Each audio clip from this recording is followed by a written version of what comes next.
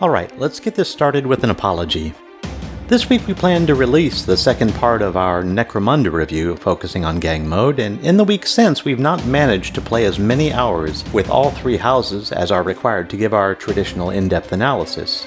But spoiler, so far it's fantastic except for all the bugs.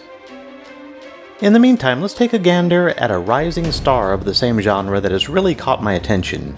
It's called Gloomhaven. For those not familiar with it, it's a card-oriented, dungeon-crawling tabletop game with a vast group of very devoted fans. I've been following the tabletop's release and more recently the video game adaptation, and everything about both ticked all the right boxes. A simple yet deep rule set. It's stat-heavy, its tabletop version is inexplicably and wildly expensive, and it could be played solo and in small chunks. So what about Gloomhaven makes it worthy of your attention? Let's find out.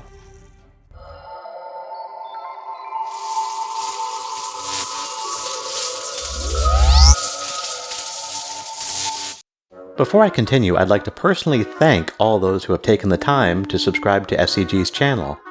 And if you haven't yet, please consider doing so and sharing our videos with your friends.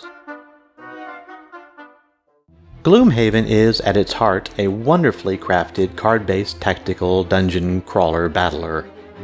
The rules can be picked up over the course of a short but very effective tutorial, and as one would expect, mastery does not come easily.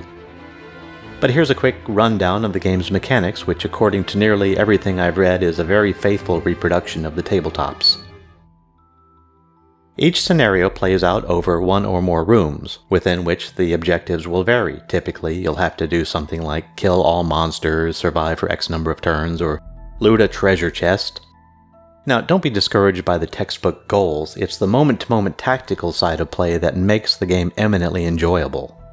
The characters on your team fall into one of the archetypical classes with which every gamer is immediately comfortable. You'll have your tank, your damage dealer, your stealther, healer, buffer, and crowd controller. And the classes you pick for a given scenario have a wildly dramatic effect on how it plays out. Now, for each class there's a set of skill cards which can be brought into a scenario. Once in the scenario, the rounds play out as follows. Each of your characters selects 2 cards from the ones remaining in its hand. The numeric value of the first card you pick determines the character's initiative for this round. Lower cost cards allow you to move earlier, although it's not necessarily always desirable. Sometimes it's better to let the enemies come to you. When the round's initiative order determines it's your character's turn to play, you'll pick either the upper or lower half of a card to play. The top half is usually attack related, the bottom movement. But here's the catch. If you pick the top half of one card, you must also pick the bottom half of the other, and vice versa. If you find that neither skill is to your liking, you can select a card half's default action, which is to either move 2 spaces or attack for 2 damage. After completing your turn, both cards your character used this round are either discarded or burned. Discarded cards may be returned to your hand by resting, but burned cards are removed from play for the remainder of the scenario, barring a few exceptional cases. This fosters a sense of greater urgency the fewer the unburned cards that remain in your hand. Looting is interesting as well. Some cards allow you to loot items as an active skill, which is often useful, but ending your turn on a hex containing loot allows you to gather that loot as a free action. This convention has always kinda confused me, to be honest. Shouldn't I be able to go around and pick up all the level's loot once I've killed all the monsters? But that's neither here nor there. There are, of course, status effects, elemental effects, and other variables to keep the player on his toes. Play continues in this manner until the scenario's objectives have been met or failed. And that, in a nutshell, is the core gameplay loop. Now onto the game's current state. Being early access, not all the features are in there. Currently, Gloomhaven sports a Guildmaster mode, which cleverly introduces you to each class by hand-holding you through a room featuring a guild member of that class whom you wish to recruit. These carefully crafted scenarios gently introduce Gloomhaven's play mechanics before setting you free on the world. And this is a trend of late, as with Necromunda Underhive Wars, Gloomhaven includes an in-game tutorial that feels less like an instruction book and more like a set of training wheels on an exciting play mode, which truly makes the process of learning the game entertaining while simultaneously fostering a sense of investment in the game's world. At each step of the tutorial, you will undertake a quest with a simple layout and a plain set of objectives.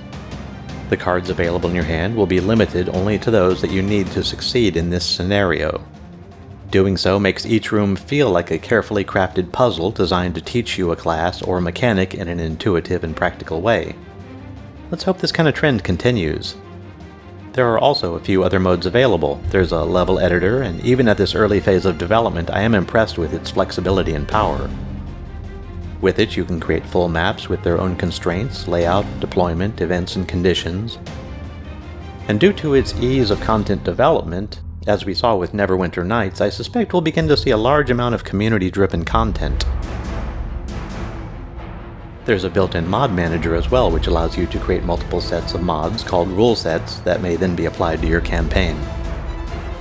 What's more, in the most recent update, co-op support has been enabled, so if you're into that and have friends, which I assume you do, there's a lot of potential fun on that front too.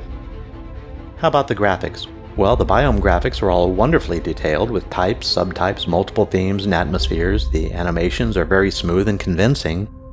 And what's most important to me is that the game is playable, addictive, and overwhelmingly fun, and that's the biggest achievement.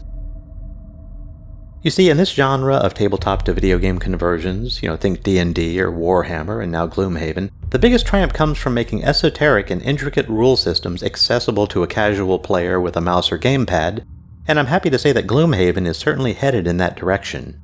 Once the campaign has been released and the title leaves early access, I can see this title appealing to the same audience and to the same level of passion as Neverwinter Nights did, and for many of the same reasons.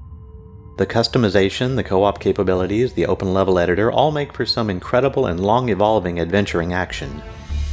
We're going to be following and reporting on this title closely as it develops. Gloomhaven is being developed by Flaming Soul Studios and published by Asmodee Digital. It's out in early access today on Steam for just $24.99. And if you're even slightly into dungeon crawling, tactical games, or even puzzlers, I don't think you could go wrong by picking this one up today. So that's our review of Gloomhaven. If you've played it, what was your experience? Please leave a comment below and let us know. Also, feel free to add any questions or suggestions. And if you enjoyed this video, please consider liking it, subscribing, and hitting the notification bell. It would be greatly appreciated and really helps a lot. Thanks for watching.